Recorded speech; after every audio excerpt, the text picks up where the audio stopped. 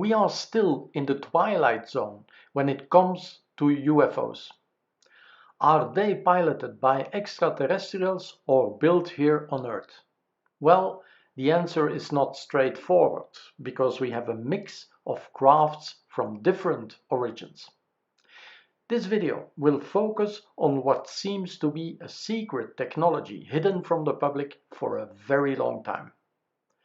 The first evidence of the existence of such craft has been confirmed by video footage captured from the cockpit of a United States Air Force fighter jet. It shows the moment another plane lands on an aircraft carrier in the Mediterranean Sea. But as the plane touches down on the runway, it passes several military vehicles, one of which does not look like any plane we have seen in use by the United States Air Force. Welcome to one of the most secretive operations of the United States. The TR3 Black Manta is the name of a surveillance plane of the United States Air Force, speculated to have been developed under a black project under the code name Astra.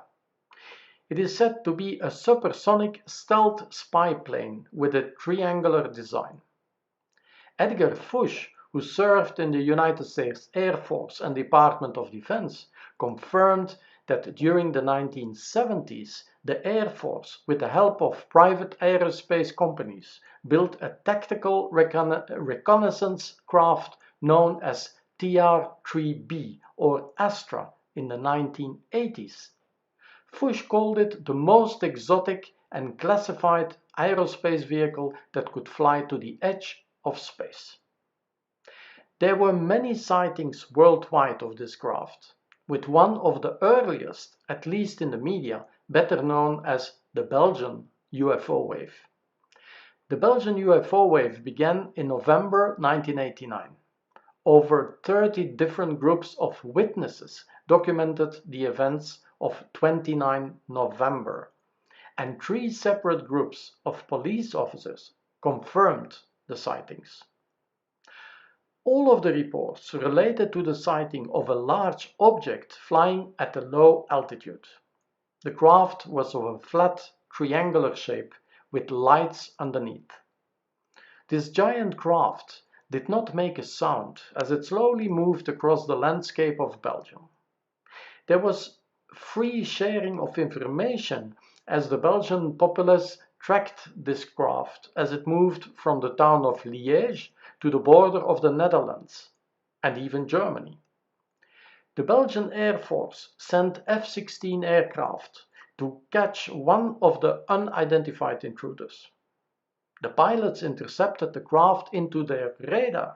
Still, it showed unusual behavior such as jumping huge distances in seconds and accelerating beyond human capacity, according to General Wilfried de Brouwer, which is a retired Major General of the Belgian Air Force.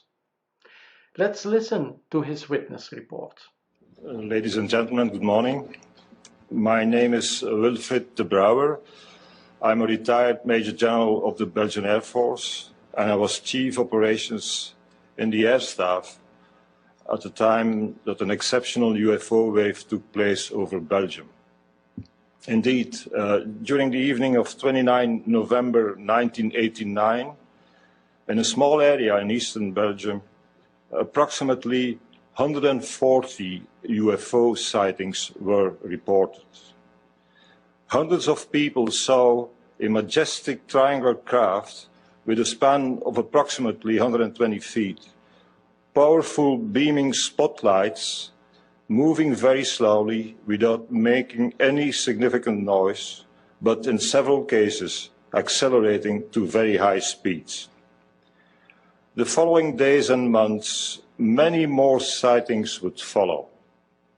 The UFO wave would last more than a year, during which a Belgian UFO organization conducted more than 650 investigations and recorded more than 400 hours of audio witness reports. On one occasion, a photograph revealed the triangular shape and 4 light beams of the object. I have the photograph here if you want to see more details later on, but at the left, at your left, you see the original photograph. At the right, you can see an overexposed photograph which reveals the shape of the craft. Belgium had no official focal point for reporting UFO sightings. Nevertheless, in my function of Chief Operations, I was confronted with numerous questions about the origin and nature of these craft. In first instance, and in consultation with other NATO partners, I could confirm that no flights of stealth aircraft or any other experimental aircraft took place in the airspace of Belgium. In addition, the civil aviation authorities confirmed that no flight plans had been introduced. This implied that the reported objects or craft committed an infraction against the existing aviation rules. The Belgian Air Force tried to identify the alleged intruders and on 3 occasions launched F-16 aircraft. On one occasion, 2 F-16 registered rapid changes in speed and altitude which were well outside of the performance envelope of existing aircraft. Nevertheless, the pilots could not establish visual context, and the investigation revealed that specific weather conditions may have caused electromagnetic interferences and false radar returns. The technical evidence was insufficient to conclude that abnormal air activities took place during that evening. In short, the Belgian UFO wave was exceptional, and the Air Force could not identify the nature, origin, and intentions of the reported phenomena. Thank you very much. In another event, different eyewitnesses saw a pitch-black, triangular-shaped TR3B close to the Groom Lake facility in Area 51. People working close to the facility saw the plane flying over the Groom Lake runway in complete silence. It magically stopped above Area S4. It hovered silently in the same position for some 10 minutes before gently descending vertically to the tarmac. At times, a corona of silver-blue light glowed around the circumference of the massive TR3B, estimated 600 feet across. The Tactical Reconnaissance TR3B first operational flight was in the early 90s, but the technology was available before the 80s. We know that the triangular nuclear-powered aerospace platform was developed under the top-secret Aurora program and is the most classified aerospace development program. It was funded by the Strategic Defense Initiative, the National Reconnaissance Office, the NSA, United States Air Force, and the CIA. The black budget went in majority to Skunk Works, Lockheed's infamous Black Project division. This might come as a surprise to many, but it is not fiction any longer. It does exist, with hundreds of eyewitnesses worldwide observing a strange triangular aircraft that defies the laws of physics. So now we know this is not an extraterrestrial vehicle, but made here on Earth by what we could call the United States shadow government.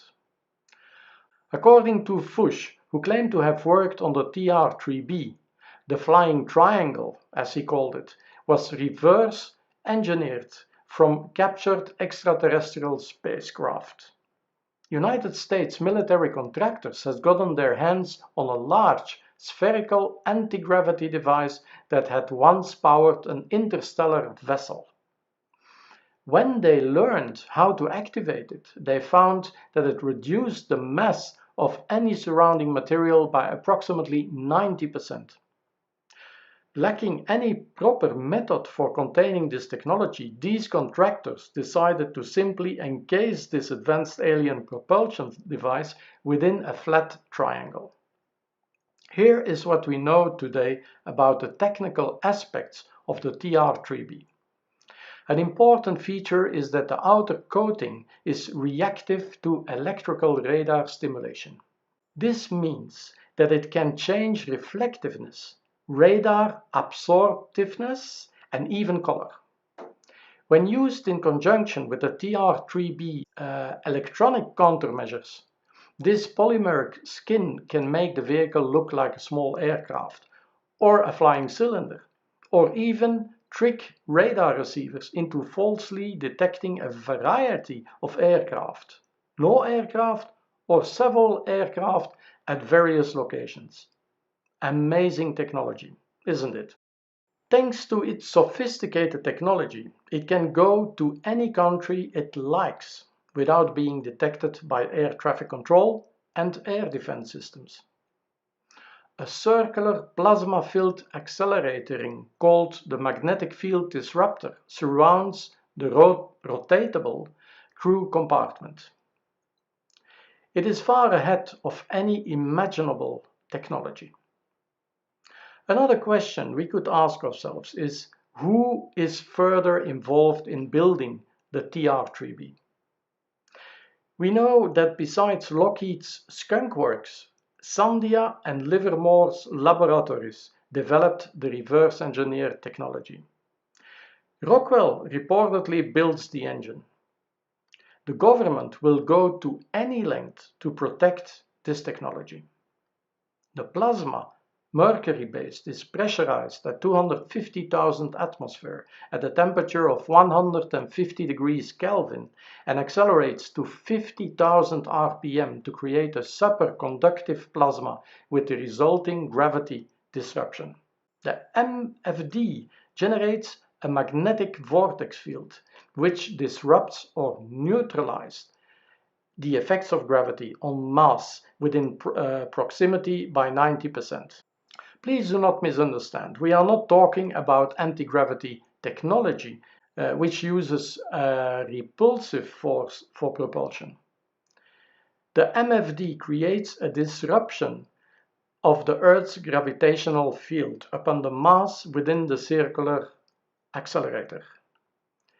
The mass of the circular accelerator and all mass within the accelerator, such as the crew capsule, avionics, MFD systems, fuels, crew environmental systems, and the nuclear reactor, are reduced by 90%.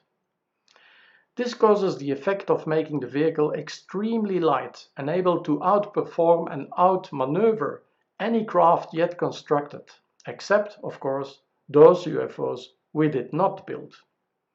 The TR3B is a high-altitude, stealth reconnaissance platform with an indefinite loiter time. Once you get it up there at speed, it doesn't take much propulsion to maintain altitude.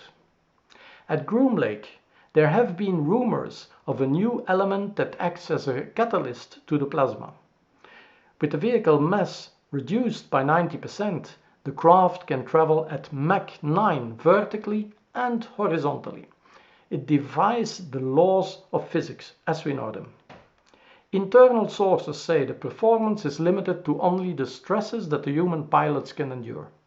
This is a lot considering the 90% reduction in mass, reducing the g-forces by 90%.